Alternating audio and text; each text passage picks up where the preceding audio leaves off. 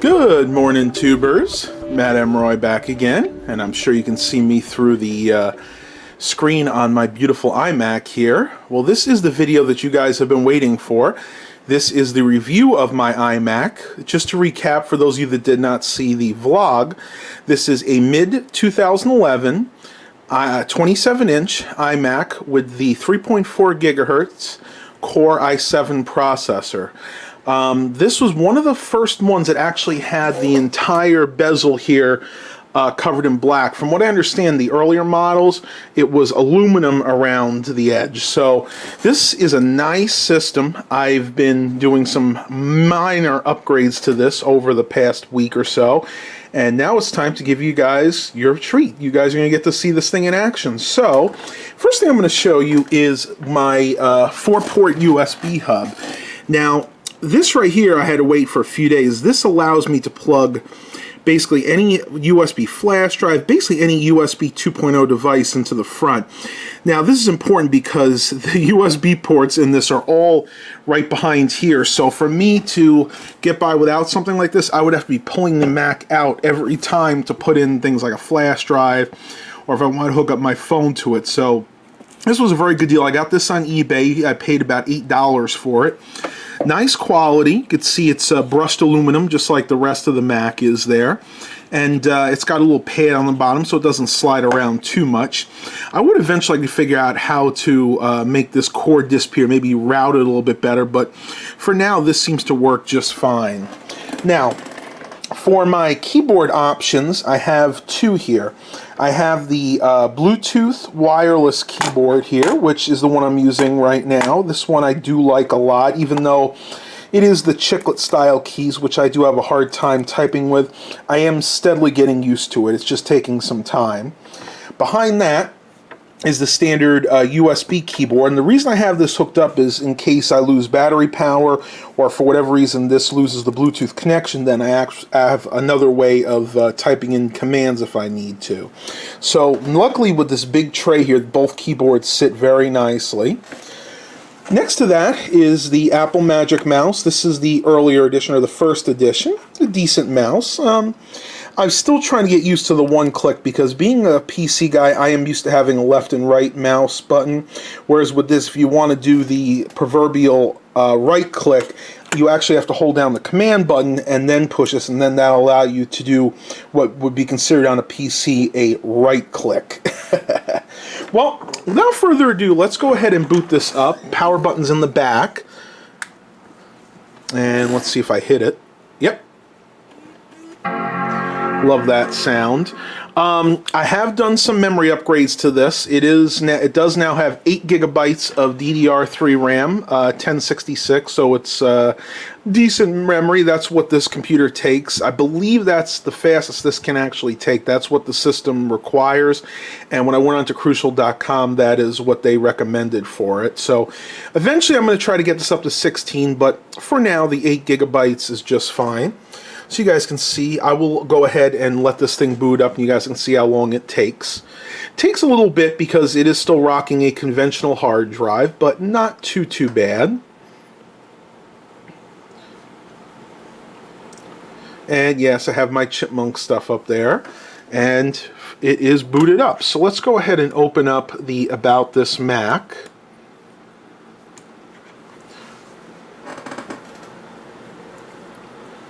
And waiting. Yeah, unfortunately with a conventional hard drive, the boot times are not the greatest, but once it's booted up, it actually works pretty quickly. You can see right there, it's running Mac OS X Sierra version 10.12.5. Once again, a late 2011, actually mid-2011, 27-inch. I keep confusing that because the lady told me it was a late 2011, but it's actually a mid. 3.4 gigahertz Core i7. There's your 8 gigabytes of 1333 megahertz DDR3. And once again, the graphics card, and this is the AMD Radeon HD 6970M with a gig of memory. Very good video card. I've edited quite a few videos with this so far, and it's done very well in iMovie. Now, turning to the memory map, you can see that this actually has 4 2 gigabyte sticks to give me the total of 8 gigabytes installed.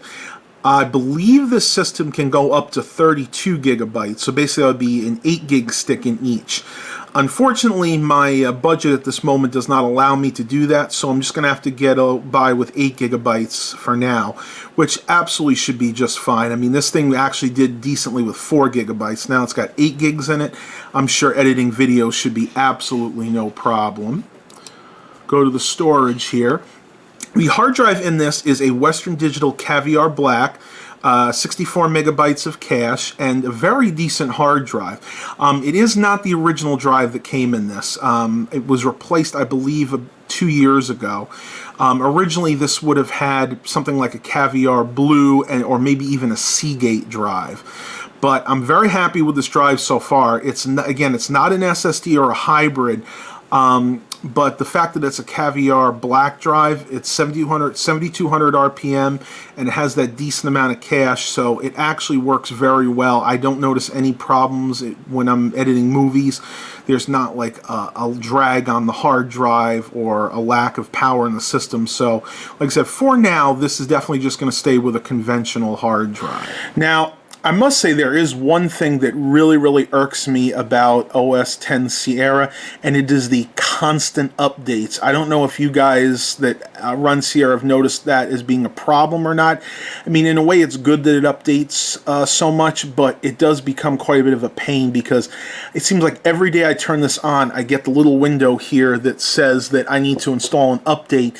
And interestingly enough, it updates kind of like an iPhone would, whereas the older versions of the Mac OS just kind of updated through the system itself. Remember, you used to have to go to the Apple icon and click software update. So that has changed, and I'm sure a lot of this has to do with security because there's so many threats out there nowadays.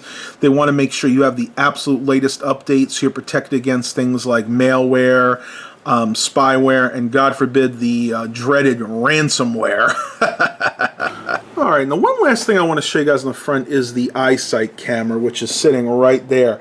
A very decent camera, to be honest with you. I've Skyped with it so far. It's definitely more than capable of doing things like Skype, and I think it'll actually be good for live streaming as well. It is, from what I understand, a high-definition camera, but it's a 720p, not a 1080p. You guys can correct me if I'm wrong on that, but from the research I've done, everybody keeps saying that this is 720 and not 1080p. So again, a decent camera, and I may have just spilled the beans for something coming in the future. Alright, tubers, well, turning to the back here, you have your normal array of ports here. Right here you have your audio port or headphone jack. This is your microphone jack.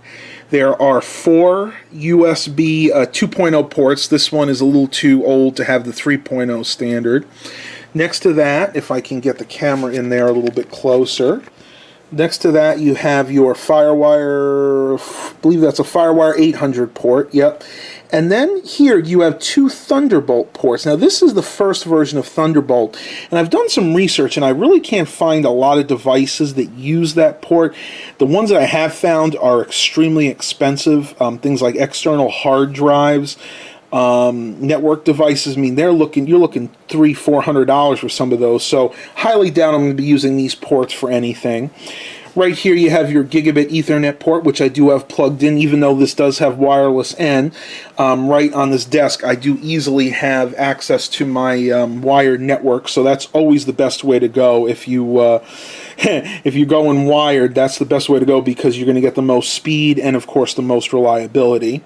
And as you can see, the hub is plugged right here. If I can get a better thing, and that just fishes all around to the front. And then the very last thing here, if I want to show you, guys real quick, is where the power plugs in. Nothing too spectacular, but I like the design. I like the fact that they have the hole here so you can route your cables through it and have some at least tertiary cable management there, because that definitely helps in the long run. And as it comes to ports and things, the last part I have to show you is on the side here. This slit right here is the super drive. This is a DVD burner. And then right down here is the SD card reader. And that is about it for ports and slots in this. A very basic system, but again, very, very capable. Alright, Tuber, so let's go ahead and open Chrome here because that's what I'm pretty much using on this computer. And once again, you can see that it actually opens very quickly. As a matter of fact, I think this is just as fast on the internet as my computers with SSDs, and that's one of the reasons that I am not really in the market to put an SSD in it, at least for the time being. I'll go ahead and play one of my videos real quick and give you an idea. Let me make sure my speakers are on, and they are. Go ahead and play yesterday's vlog, and yes, I realize that this is somewhat out of sync, but unfortunately there's not much I can do about that. High school, most white girls go to college.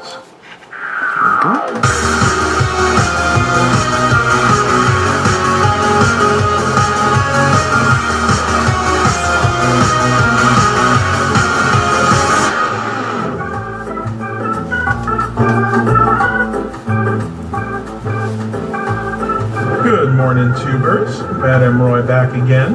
Back to you with another vlog video. This is, let's see, Thursday, May 25th of 2017. And yes, this is going to be Memorial Day weekend. The first Memorial Day weekend I will be spending without my parent. Alright, and I think that's enough. And you can see the video on this is the motion is fluid. That 1 gigabyte of RAM is more than enough, at least with a Mac, to keep the video playing well. And the rendering, I must reiterate, the video editing capabilities on this are substantial.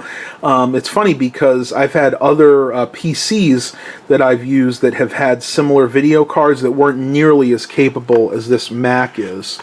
So that is all I have for the review of my iMac. I hope you guys really enjoyed this. I meant to put this video out a couple days ago, but I just have not had the time.